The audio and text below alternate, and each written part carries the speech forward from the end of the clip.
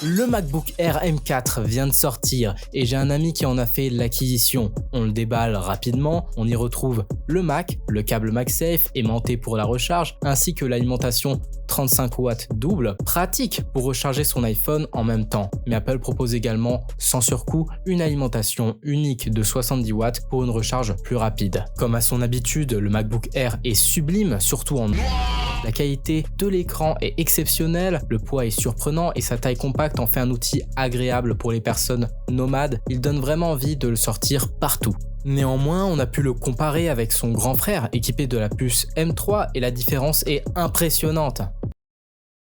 J'ai menti, bien évidemment il ne s'agit que d'une mise à jour et elle est totalement dispensable par les utilisateurs de puces Apple Silicon. On y retrouve évidemment de meilleures performances, un minimum de 16 Go de RAM, une webcam améliorée pour les visioconférences, un support vidéo allant jusqu'à 2 écrans en 6K 60 Hz, et un prix de base inférieur à celui du M3. Donc je vous le déconseille car le MacBook Air M1 est toujours largement satisfaisant pour la majorité des utilisateurs de Mac. Bien évidemment, si vous êtes exigeant sur les performances, le M4 sera à privilégier, donc surtout ne changez pas votre MacBook Air sauf s'il dispose d'un processeur Intel. Et si vous en voulez un, prenez plutôt un M2 qu'on peut retrouver dans de bonnes configs entre 800 et 1000 euros qui pourra largement vous tenir une bonne décennie au minimum. Mais surtout, n'allez pas croire qu'il vous faut